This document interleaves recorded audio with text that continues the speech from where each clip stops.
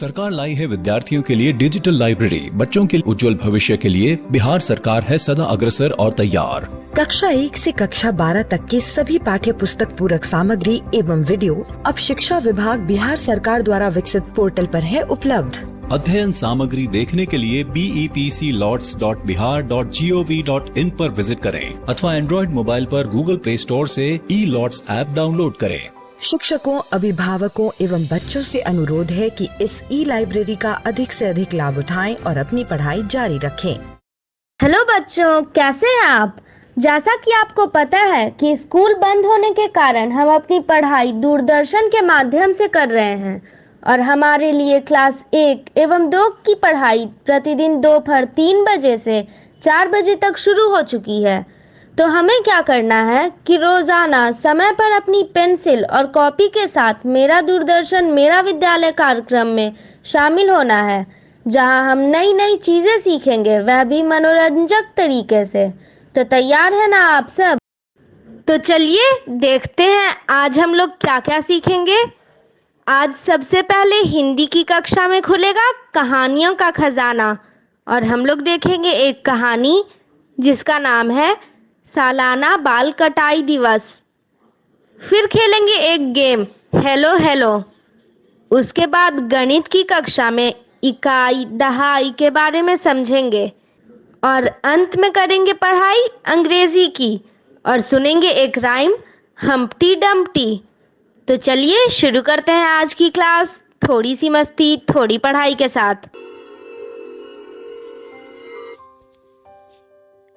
बापू की कहानी, जिसमें हम बात करेंगे महात्मा गांधी के जीवन के बारे में। पिछली बार हमने ये देखा कि इंग्लैंड पहुंचने के बाद बापू ने वहां किन परेशानियों का सामना किया, खास तौर पर खाने की समस्या। इंग्लैंड के रहन सहन के तरीकों को सीखने के लिए उन्होंने खर्चा भी किया, पर बाद में उन्हें एहसास हुआ कि उन्हें अपनी पढ़ाई पर ध्यान देना चाहिए। मेहनत करके उन्होंने वकालत की पढ़ाई पास कर ली। सभी कहते थे कि वकील को धारा प्रवाह बोलना आना चाहिए और मोहनदास जब कभी किसी मंडली या सभा में बोलने की कोशिश करते तब उनकी घिघी बन जाती, पसीना छूटता, हलक सूख जाता, मुंह से शब्द ही नहीं फूटते। लेकिन समय के साथ मोहनदास ने अपने संकोच को अपनी कमजोरी नहीं मजबूती बना लिया। वो कहते थे, अपने इस शर्मीले स्वभाव के कारण मेरी फजीहत तो हुई पर मेरा कोई नुकसान नहीं हुआ, बल्कि अब तो मैं देख सकता हूँ कि मुझे फायदा ही हुआ है। पहले बोलने का संकोच मेरे लिए दुखकर था और अब वो सुखकर हो गया है। एक बड़ा फायदा तो यह हुआ है कि मैंने शब्दों का मितव्यय करना सीखा। मुझे अपने विचारों पर काबू रखने की आदत सहज ही पड़ गई। मेरी जबान या कलम से बिना सोचे विचारे या बिना तौले शायद ही कोई शब्द कभी निकलता है। याद नहीं पड़ता कि अपने भाषण या लेख के किसी अंश के लिए मुझे कभी शर्माना या पछताना पड़ा हो। किंतु अभी वो मजबूती का समय नहीं आया था। अभी तो करीब 3 साल की पढ़ाई करके मोहनदास स्वदेश लौटे थे। उनके बड़े से परिवार को उनसे बहुत उम्मीदें थी, लेकिन मोहन के मन में घोर डर था। विदेशी पढ़ाई ने स्वदेश में वकालत करने की कोई व्यावहारिक शिक्षा नहीं दी थी। फिर आते ही पता लगा कि उनकी माता का देहांत हो गया है। मुंबई में घर किराए पे लिया और वकालत शुरू कर दी, लेकिन बड़े भाई की कोशिशों के बावजूद भी मोहनदास के पास कोई अपना काम लेकर के नहीं आता था। जो पहला मुकदमा उनके पास आया वो आसान था। उन्हें प्रतिवादी की ओर से जिरह करनी थी। जैसे ही जिरह के लिए खड़े हुए, लोगों के बीच बोलने के डर ने उन्हें जकड़ लिया। पैर कांपने लगे, सिर चकराने लगा, आंखों के आगे अंधेरा छा गया। जज और वकील उन पर हंसने लगे। हाँ, अदालत में पेश करने के लिए अर्जी और दावा लिखने का काम आता गया। इसमें मोहनदास अच्छे भी थे, किंतु इससे खर्चा नहीं निकलता था। ये वकालत थोड़े थी। एक हाई स्कूल ने अंग्रेजी शिक्षक का विज्ञापन निकाला था। मोहनदास वहां पहुंच गए। उन्होंने कहा, मैं बीए नहीं हूँ, पर मैंने लंदन की मैट्रिकुलेशन परीक्षा पास की है। प्राचार्य बोले, हाँ ठीक है, लेकिन हमें तो ग्रेजुएट की जरूरत है। और फिर उनको वो नौकरी भी नहीं मिली। निराश होकर मोहनदास राजकोट वापस लौट आए। वहाँ बड़े भाई की वकालत में छोटा मोटा काम करना शुरू किया। मोहनदास की दीवान बनने की उम्मीदें अब खत्म हो रही थी। अपने बड़े भाई की सिफारिश लेकर मोहनदास एक अंग्रेज अधिकारी से मिलने पोरबंदर गए। इस अधिकारी ने लंदन में उनसे दोस्ती की थी। अफसर ने मोहनदास की पूरी बातें सुने बिना उन्हें चपरासी से धक्के दिलवाकर अपने दफ्तर से निकलवा दिया। मोहनदास ने नियम बनाया कि वो कभी किसी से सिफारिश नहीं करवाएंगे। इसी मायूसी के माहौल में पोरबंदर की एक कंपनी की चिट्ठी मोहनदास के बड़े भाई को मिली। इसमें उन्हें दक्षिण अफ्रीका जाकर एक बड़े कानूनी मामले में मदद देने का प्रस्ताव था। कंपनी के साझेदार से मिलने गए तो उन्होंने बताया कि काम 1 साल का था और तनख्वाह भी अच्छी थी। ये नौकरी थी, वकालत नहीं। तो मोहनदास ने हाँ कर दी। 5 साल के बड़े बेटे के अलावा अब मोहनदास और कस्तूरबाई का दूसरा पुत्र भी था। अपने परिवार को छोड़ रोजगार के लिए मोहनदास दक्षिण अफ्रीका जाने के लिए तैयार हुए। आज के लिए इतना ही। अगली बार हम जानेंगे कि दक्षिण अफ्रीका जाकर उनको किन मुसीबतों का सामना करना पड़ा।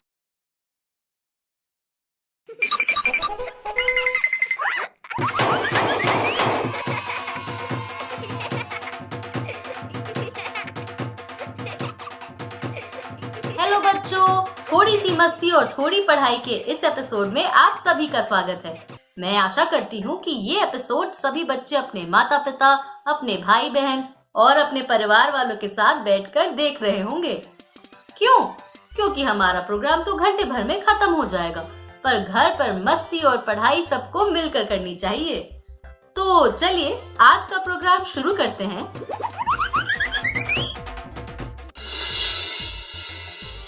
सबसे पहले हम सुनेंगे एक कहानी और फिर उस कहानी पर थोड़ी बातचीत भी करेंगे।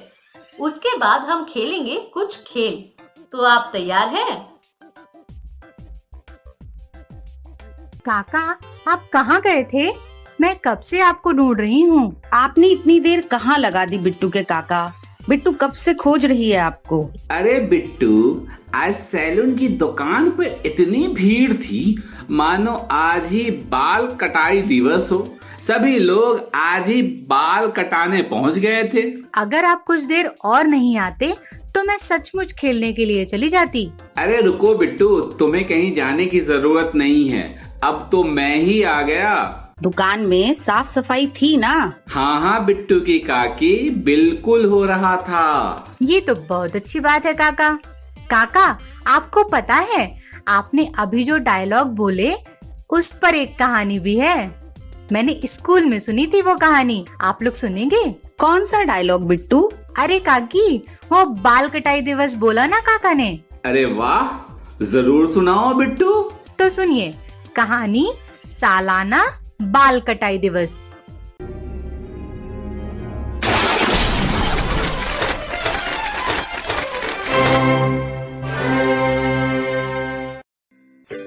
सालाना बाल कटाई दिवस। लेखन रोहिणी नीलेकनी, चित्रांकन एंजी एंड उपेश, अनुवाद रीतू सिंह, प्रकाशन प्रथम बुक्स। श्रृंगेरी श्रीनिवास के लिए वह बहुत खास दिन था। उसका सालाना बाल कटाई दिवस। हमेशा की तरह वह गांव के नाई के पास जाने के लिए घर से निकल पड़ा, परंतु नाई ने कहा, माफ करना, इतने लंबे बाल काटने के लिए आज बिल्कुल समय नहीं है। उदास श्रृंगेरी श्रीनिवास बीवी से मदद मांगने वापस घर लौटा, परंतु बीवी ने कहा, इतने लंबे बाल काटने के लिए आज मेरे पास बिल्कुल वक्त नहीं है। गुस्से में श्रृंगेरी श्रीनिवास अपने दोस्त दर्जी के पास पहुंचा, परंतु दर्जी ने कहा, इतने लंबे बाल काटने के लिए आज मुझे फुर्सत नहीं। हैरान परेशान श्रृंगेरी श्रीनिवास अपने दूसरे दोस्त बढ़ई के पास गया, परंतु बढ़ई ने भी वही कहा, भाई इतने लंबे बाल काटने के लिए आज मेरे पास समय नहीं है। बेचारा श्रृंगेरी श्रीनिवास, लगता है इस सालाना बाल कटाई दिवस पर कोई उसके बाल नहीं काटेगा। रोते हुए वह अकेले गांव के जंगल से गुजरा और गुफा के पास बैठकर जोर जोर से रोने लगा। शाम भी हो गई। अब मैं अपने बाल काटने का वादा कैसे पूरा करूंगा? हे भगवान, मेरी मदद करो। गुफा के अंदर चैन से सोया शेर इस शोर से तंग आ गया। वह दहाड़ते हुए बाहर निकला और श्रृंगेरी श्रीनिवास के सामने अपने भारी भरकम पंजे हिलाने लगा। बेचारा श्रृंगेरी श्रीनिवास इतना डर गया कि उसके सर के सारे बाल गिर गए। श्रृंगेरी श्रीनिवास दौड़ते हुए अपने गांव लौटा और शेर अपनी गुफा में दोबारा चैन से सो गया। अब तो श्रृंगेरी श्रीनिवास को बहुत लंबे समय तक बाल नहीं काटने पड़ेंगे।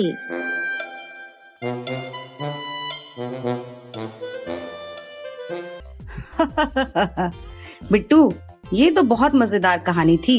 हंसते हंसते मेरा पेट दर्द करने लगा है। बिट्टू की काकी बिल्कुल सही कहा। श्रृंगेरी श्रीनिवास के बाद क्या बात है।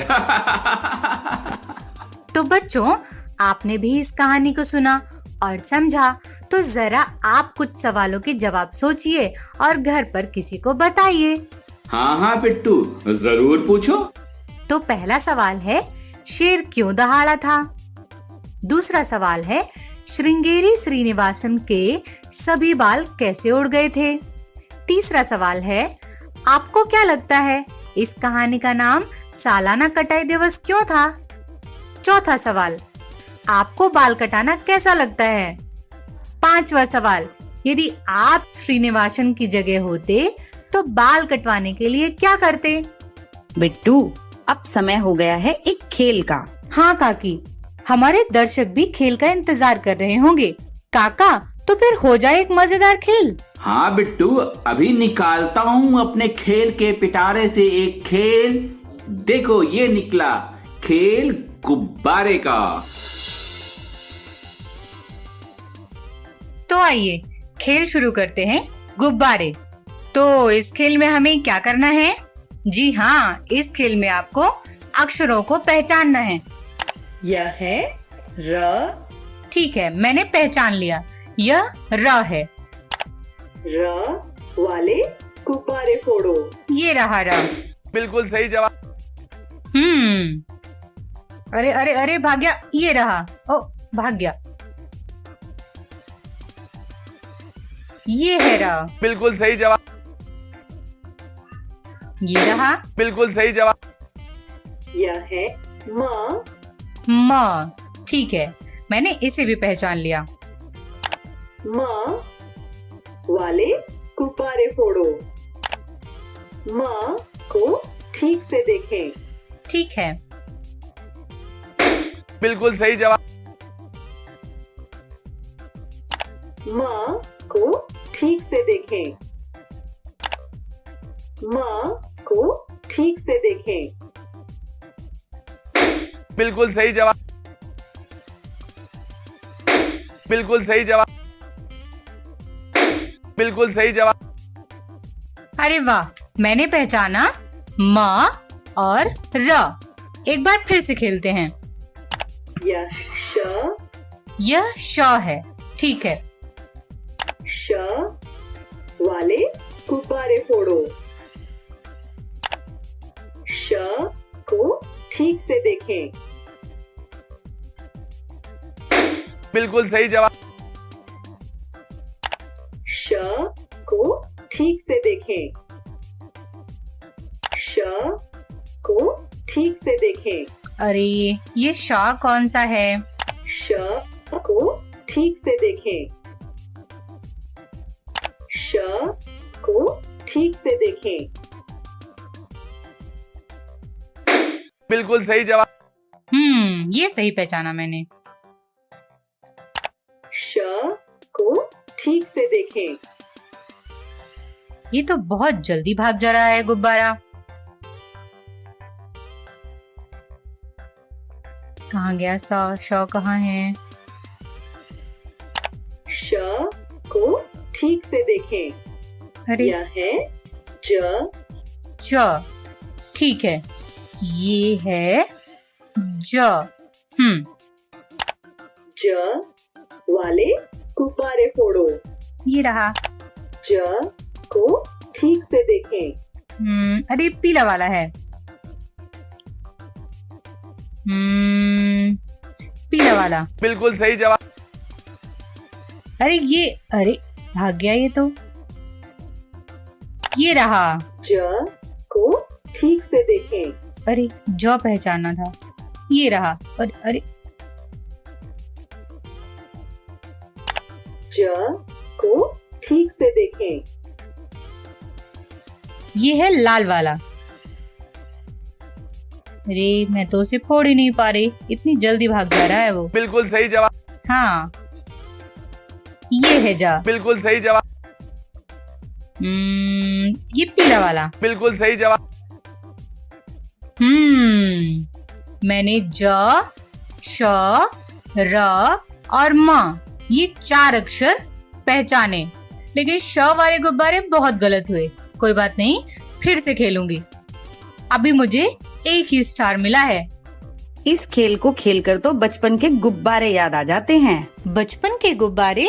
अरे बिट्टू, मेले वाले गैस के गुब्बारे। हाँ काकी, जो हवा में ऊपर की तरफ उड़ते हैं। हाँ बिट्टू की काकी, वो गुब्बारे तो मुझे आज भी उतने ही पसंद हैं। हाँ काका, मुझे भी। वो तो ठीक है बिट्टू, लेकिन तुमने कौन कौन से रंग वाले अक्षर पहचाने, ये तो बताओ। काकी, मैंने पहचाना र, म, श और ज। तो बिट्टू, अगला खेल इसी अक्षर र की 12 खड़ी का है। हाँ बिट्टू के काका, ये ठीक है।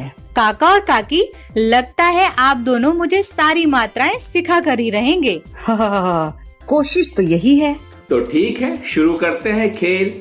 Hello hello hello. तो आइए खेल शुरू करते हैं।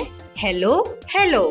ये खेल तो हम कई बार खेल चुके हैं, तो आपको पता ही है कि इस खेल को कैसे खेलना है। हाँ, वही फोन की घंटी वाला खेल। तो आज मैंने काका और काकी को बोला है कि मैं ए और ए की मात्रा में मुझे दिक्कत होती है, और मैं उन्हें पहचानने की आज जरूर कोशिश करूंगी। तो चलिए खेल शुरू करते हैं। ना। ये तो मुझे पता है। ये रही ना। बो। ये पए। पए। आ गई कठिन वाली मात्रा। कौन सी है? Please answer the question. इन चारों में से एक है, शायद ये वाली। अरे भा। भा। हाँ, ये मैं जानती हूँ, ये वाली मात्रा है। हो। ये वाली।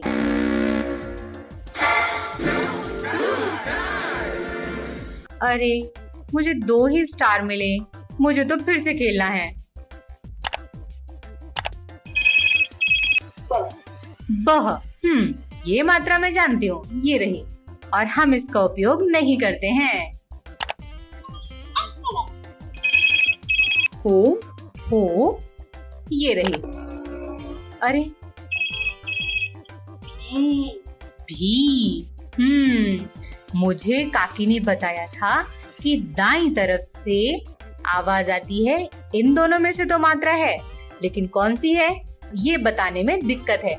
तो आवाज फिर से सुन लेते हैं। फी। तो यानी लंबी आवाज जब जाती है तो उसका मतलब है दाईं तरफ से, और प्लीज आंसर द क्वेश्चन। दाईं तरफ से, तो ये वाली है ना। इससे तो मैं पहचानती हूँ। पा, ये भी आसान है, ये रहा।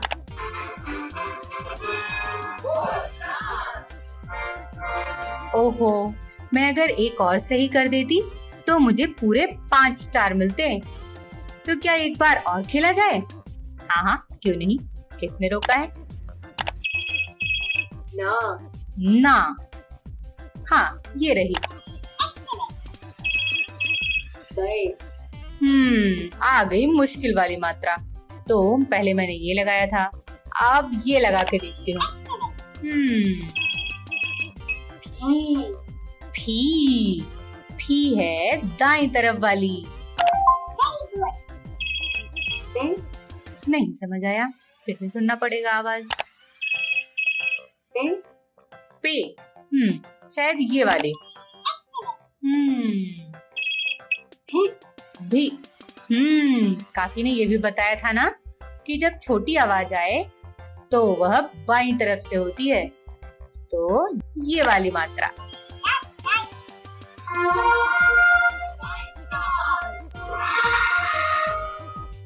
अरे वाह, मुझे तो पूरे 5 स्टार मिल गए और मैंने ए और ए के भी कुछ अक्षर पहचान लिए। देखा काका, आज मैंने ए और ए की मात्राएं भी पहचानने की कोशिश की। हाँ बिट्टू, देखा मैंने। अच्छी कोशिश की बिट्टू। 1-2 बार में तुमसे बिल्कुल गलत नहीं होंगी ये दोनों मात्राएं। काका, आज तो बहुत पढ़ लिया, अब कोई मस्ती वाला खेल हो जाए। अरे मैं तो हमेशा खेल खिलवाता हूँ। बिट्टू, तुम आज अपनी काकी से बोलो कि कोई नया खेल खेलवाए तो समझूं। अच्छा जी, चैलेंज स्वीकार है।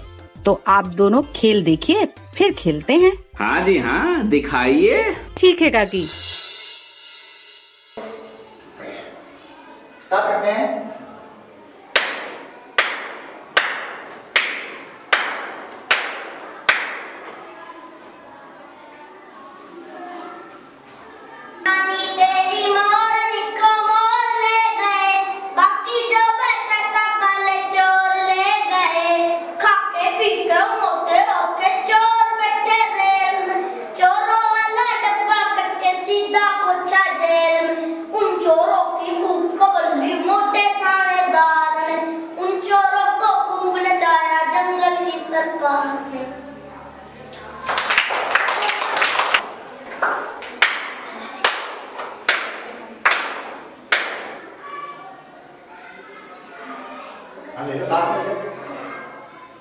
हाथी राजा बहुत बड़े छोटे इलाके का चले, हमारे घर भी आओ ना, हलवा पूरी खाओ ना, कुर्सी पे भी बैठो ना, कुर्सी बोली चटर पटर, हाथी से क्या तकलीफ है।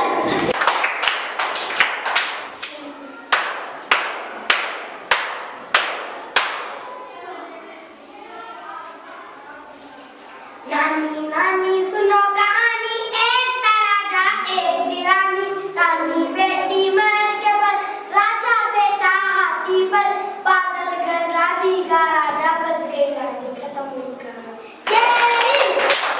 क्या बात है काकी।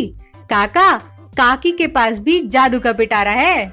हाँ बिट्टू की काकी, सच में बहुत बढ़िया सुनाया तुमने। बिट्टू, क्या तुम भी ऐसा कुछ सुना सकती हो? हाँ काकी, अभी सुनाती हूँ। लाल टमाटर बड़ा मजेदार, लाल टमाटर बड़ा मजेदार, उस टमाटर को चूहे ने खाया, बिल्ली को भी मार भगाया। लाल टमाटर बड़ा मजेदार, लाल टमाटर बड़ा मजेदार, उस टमाटर को बिल्ली ने खाया, कुत्ते को भी मार भगाया। लाल टमाटर बड़ा मजेदार, लाल टमाटर बड़ा मजेदार, उस टमाटर को कुत्ते ने खाया, उस टमाटर को कुत्ते ने खाया, गीदड़ को भी मार भगाया। लाल टमाटर बड़ा मजेदार, लाल टमाटर बड़ा मजेदार। बिट्टू, तुमने तो कमाल ही कर दिया। अब कल काकी सुनाएंगी। तुम्हारी काकी भी बहुत बढ़िया गीत गाती हैं। बड़ी प्यारी आवाज है तुम्हारी काकी की। अरे रहने दीजिए, अब ज्यादा मक्खन मत लगाइए। हाँ काका, सही कहा आपने। अच्छा बच्चों, आप भी अपने घर वालों को कोई गाना, गीत या कविता पढ़कर या गाकर सुनाइए। आप अपनी किताब से भी पढ़कर सुना सकते हैं और उसका वीडियो भी बना सकते हैं। दोस्तों, अब वक्त हो चला है एक बढ़िया सा वीडियो देखने का। इस वीडियो का नाम है नींबू खाना पड़ेगा। नाम से तो देखने की उत्सुकता बढ़ गई है। चलो तो फिर देखते हैं इस मजेदार वीडियो को।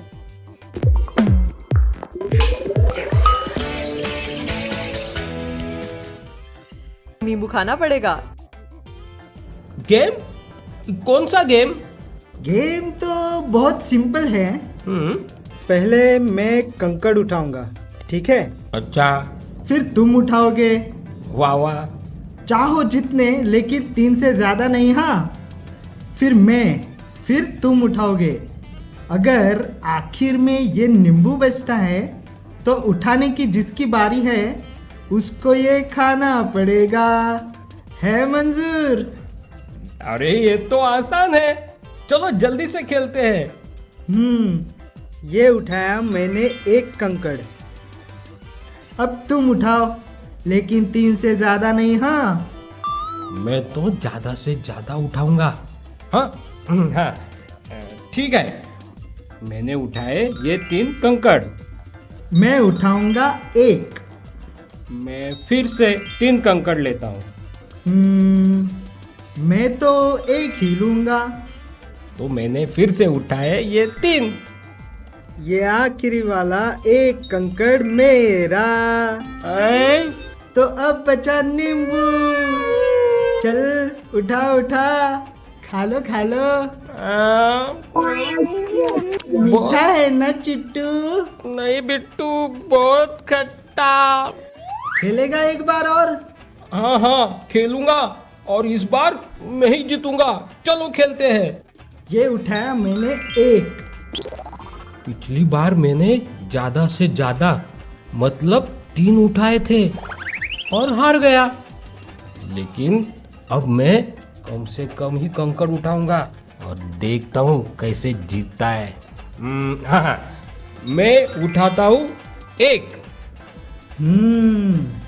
होशियार दिखते हो। मैंने उठाए 3। ये फिर से 1। फिर से 3। मैं तो 1 ही लूंगा। चिट्टू, अब 3 कंकड़ बचे हैं। हाँ? ये सारे मेरे। अब बचा नींबू। चल उठा उठा, खा ले खा ले। फिर से? चलो मैं नहीं खेलता तुमसे, जाओ। अरे ये हर बार बिट्टू ही क्यों जीत रहा है? जरूर इसमें उसकी कुछ चालाकी है। अरे ये चालाकी नहीं, गणित का फॉर्मूला है। तुम भी अपने दोस्त के साथ ये खेल खेल कर देख सकते हो। पहले बिना भूले 13 में से 1 कंकड़ उठा लो और फिर सामने वाले दोस्त को कंकड़ उठाने को बोलो, लेकिन 3 से ज्यादा नहीं और 1 से कम भी नहीं। अब अगर दोस्त ने 2 कंकड़ उठाए तो तुम 4 - 2 यानी 2 कंकड़ उठाओ। अगर उसने 1 उठाया तो तुम 4 - 1 यानी 3 उठा लो।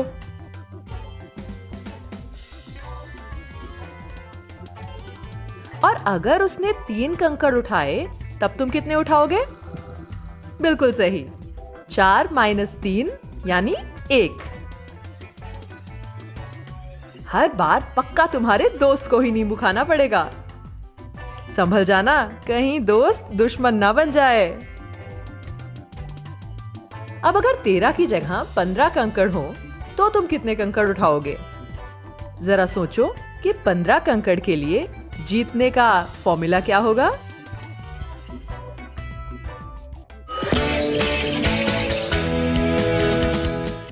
मुझे तो बहुत पसंद आया। मैं अब इस गेम को अपने दोस्तों के साथ खेलूंगी। देखती हूँ कौन जीतता है। जीतूंगी तो मैं ही। कैसे? अरे, इस वीडियो में बताया गया है कि यह गणित है और इसका सही तरीका मुझे समझ आ गया है। अगर आपको भी यह गेम खेलना हो तो आशा करती हूँ कि वीडियो को ध्यान से देखकर आपने गणित की ट्रिक समझ ली होगी।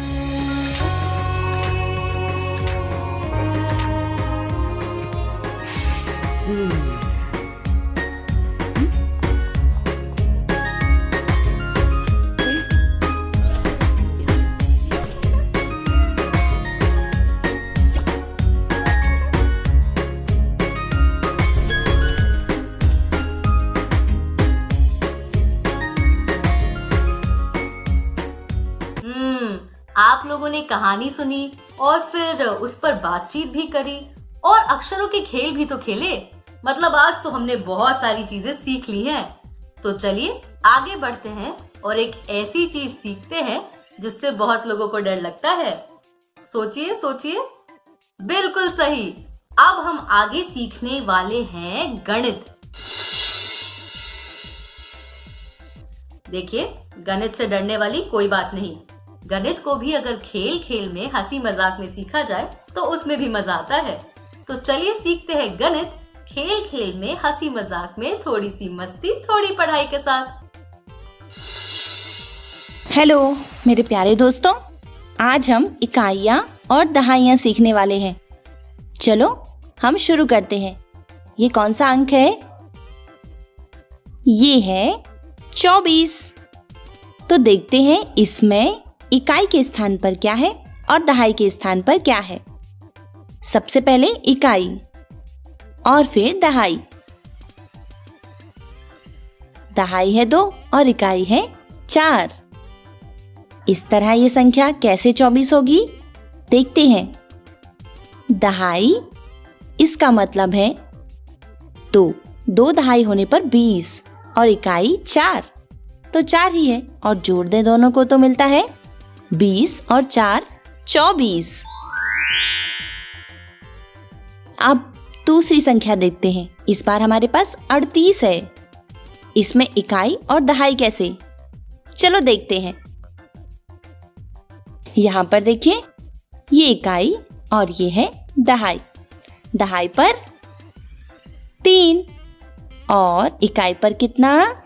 जी हाँ, इकाई पर 8 है। तो इस तरह दहाई हमारे पास कितनी है? 3 है। इसका मतलब 10 के 3 हिस्से हैं, तो 10, 20, 30 होना चाहिए। और इकाई का मतलब 8 है, तो यहाँ पर 30 और 8 को जोड़ने पर प्राप्त होगा 38। जी हाँ, चलो अब कोई और संख्या लेते हैं और उसमें इकाइयाँ और दहाइयाँ समझते हैं। अब आप बताइए ये कौन सी संख्या है? सोचिए। चलिए हम बाद में बताएंगे इसे, पहले इसे इकाई और दहाई में बांट के देखते हैं। तो यहाँ दहाई पर 4 है और इकाई पर कितना? 6। तो 4 दहाई का मतलब, देखिए 2 दहाई का मतलब 20 था, 3 दहाई का मतलब 30 था, तो 4 दहाई बिल्कुल सही 40।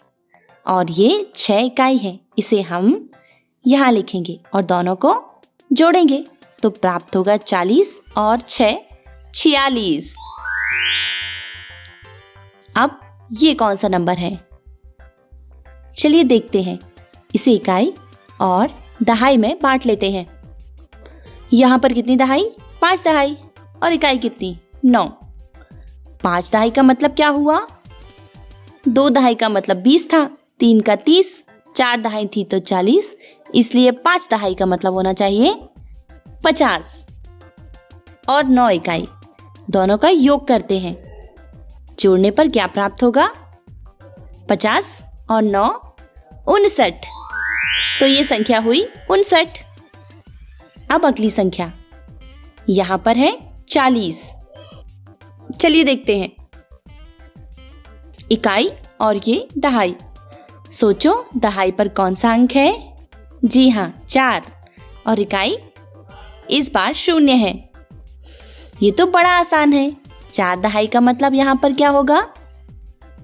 4 दहाई का अर्थ है 40 और इकाई 0 है, जिसे 40 के साथ योग करने पर कितना प्राप्त होगा? 40 ही, क्योंकि 0 है ना इकाई पर।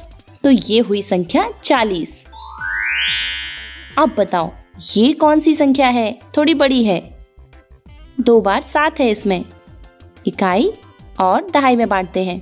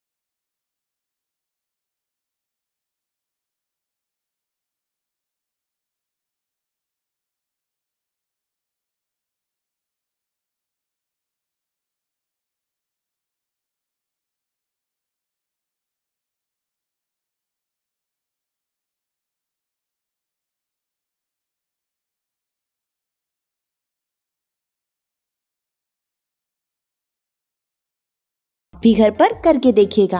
हम फिर मिलेंगे दोस्तों। Bye bye. हेलो दोस्तों, आज हम खेलने वाले हैं एक खेल जिसका नाम है नंबर 1 2 3। जैसा कि इस खेल के नाम में ही नंबर दिया है, तो खेल में भी हमें दिए गए नंबरों को पहचानना है। नंबरों के साथ साथ खेल में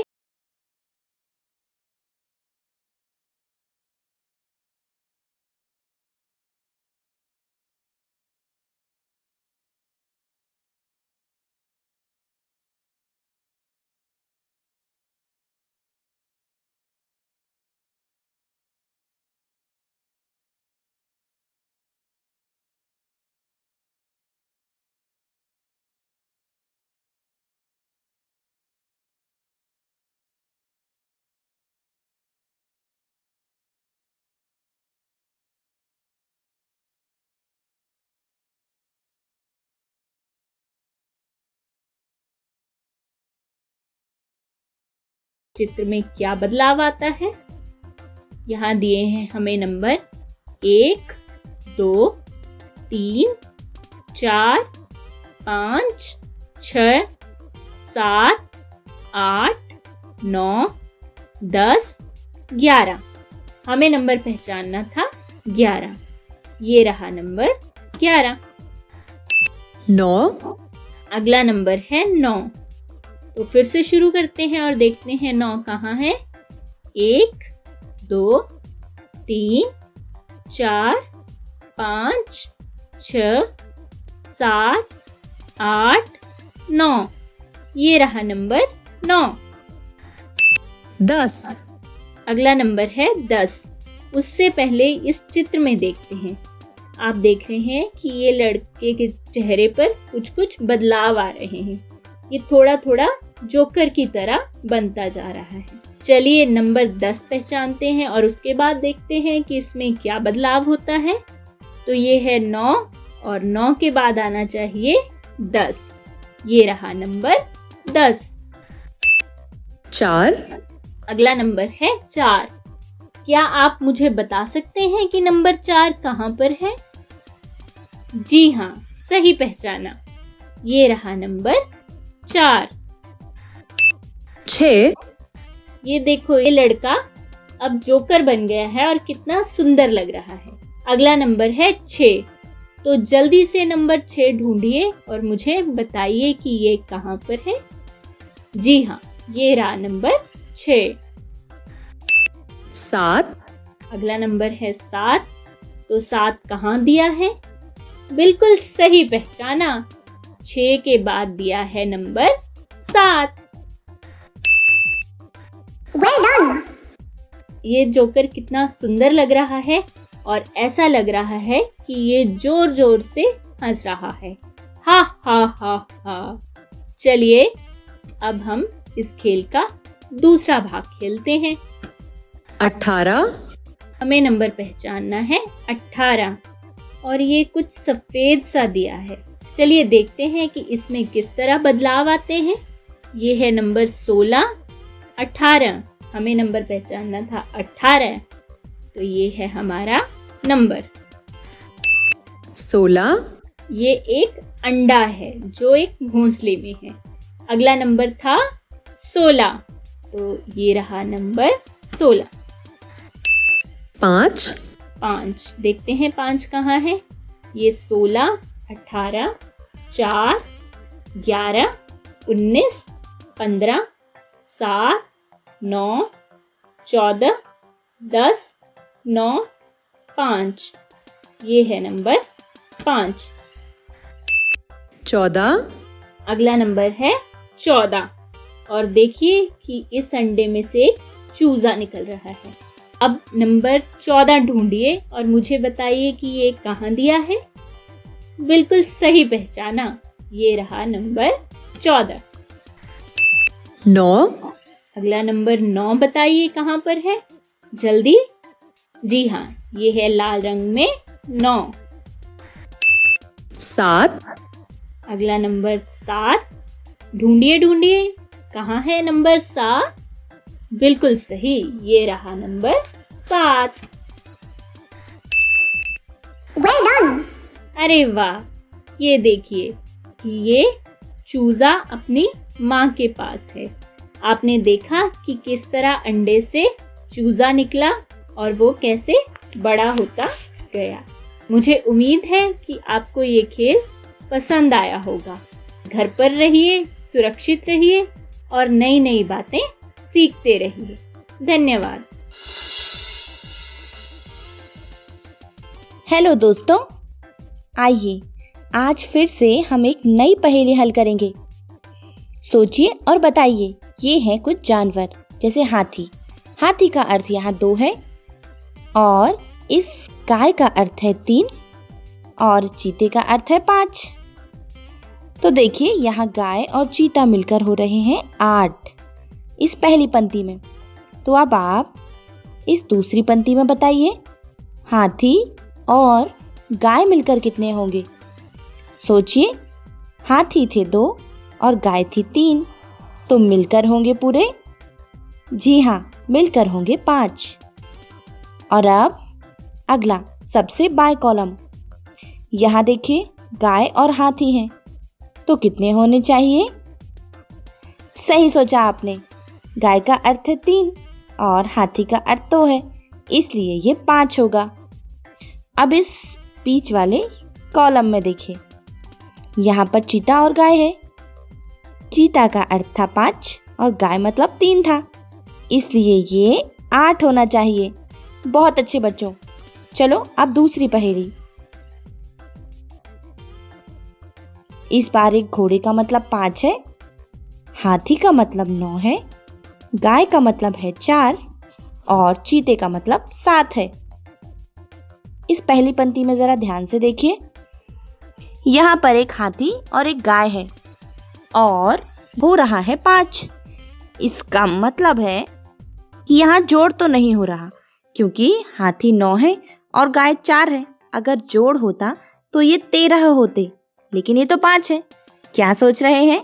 जी हाँ, इसका मतलब यहाँ घटाव हुआ है, 9 से 4 जाने पर 5 बचा है। तो अगला करिए, एक चीता और एक घोड़ा मिलकर क्या होना चाहिए? तो देखिए, चीता है 7 और घोड़े हैं 5, तो घटाने पर 2 प्राप्त होगा। अब तीसरी पंक्ति में देखिए, एक घोड़ा और एक गाय है। इसका क्या मतलब हुआ? घोड़े का मतलब 5 और गाय का 4, तो घटाने पर कितना आना चाहिए? 1 का अंतर है, इसलिए यहाँ 1 होगा। और अब इस अंतिम पंक्ति पे एक हाथी और एक चीता है। हाथी का अर्थ 9 और चीता 7, तो अंतर कितने का है? जी हाँ, अंतर है पूरे 2 का। इस तरह हमने दूसरी पहेली भी पूर्ण कर ली। अब आगे बढ़ते हैं। ये है तीसरी पहेली। यहाँ पर एक सुअर है जिसकी कीमत 1, एक घोड़े की कीमत 3 है, एक गिलहरी की कीमत 2 और एक कुत्ते की कीमत है 4। तो देखते हैं यहाँ हमने क्या किया है। देखिए, एक गिलहरी मतलब 2, एक सुअर अर्थात 1, फिर गिलहरी मतलब 2 और सुअर मतलब 1, तो मिलकर कितने हो गए? ये हो गए हैं 6। इसका मतलब हमें जोड़ करना है। चलो अगला, यहाँ एक कुत्ता, एक सुअर, एक गिलहरी और एक कुत्ता है, तो कितना होना चाहिए? एक कुत्ता मतलब 4 है, एक सुअर का मतलब 1 है, गिलहरी का अर्थ है 2 और फिर कुत्ता है मतलब फिर से 4, तो कुल कितना होना चाहिए? जी हाँ, आप बिल्कुल सही हैं, कुल मिलकर हुए 11। चलो अब अगला, अब बताइए, ये तीसरे पंक्ति पे 2 घोड़े हैं और एक सुअर और एक गिलहरी है। 2 घोड़े का अर्थ हुआ 3 को 2 बार लिखना है, मतलब हुए 6, और एक सुअर अर्थात 1, तो 6 और 1 हो गए 7, और गिलहरी का अर्थ 2 है, मतलब 7 में 2 जोड़ना होगा, तो प्राप्त होंगे ये 9। इस तरह हमारा आंसर 9 होना चाहिए। और अब इस चौथी पंक्ति में क्या आएगा? देखिए, इस चौथी पंक्ति पे एक सुअर, एक गिलहरी, एक घोड़ा और एक कुत्ता है, मतलब हम चारों को जोड़ देंगे, तो इस तरह 4, 5, 6, 7, 8, 9 और ये पूरे 10 होने चाहिए। अब ये सबसे बाएं कॉलम में देखिए, सबसे बाएं कॉलम में एक गिलहरी है, एक कुत्ता है, एक घोड़ा है और एक सुअर है। इसका मतलब 4 अलग अलग जानवर, जैसे हमने अभी किए थे, ये तो 10 होंगे। अगली पंक्ति में, अगले कॉलम में देखिए, दूसरे कॉलम में 2 सुअर हैं, इसका मतलब 1 और 1 2, फिर घोड़ा मतलब 3, 3 में 2 जोड़ने पर 5, और एक गिलहरी अर्थात 5 और 2 7। अब इस तीसरे कॉलम में देखिए, 2 गिलहरी हैं अर्थात 2 और 2 4 होना चाहिए, और एक सुअर, तो 4 और 1 5, फिर एक घोड़ा है, तो 5 में 3 जोड़ दो, तो प्राप्त हुआ, जी हाँ, प्राप्त होगा 8। और अब इस चौथे कॉलम की बारी है। चौथे कॉलम में एक सुअर है, एक कुत्ता, एक गिलहरी और फिर एक कुत्ता है, तो ये कितने हो गए? देखिए, एक सुअर का मतलब 1 है, 2 कुत्ते हैं मतलब 4 और 4 को 2 बार जोड़ना है, तो 4 और 4 8, और एक सुअर मिलाने पर हो गए 9, फिर एक गिलहरी, गिलहरी की कीमत 2, तो 9 और 2, जी हाँ, 9 2 11 होते हैं। इस तरह हमने अपनी पूरी अंक पहेलियां, पूरी चित्र पहेलियां हल कर ली हैं। वेरी गुड दोस्तों, हम फिर मिलेंगे।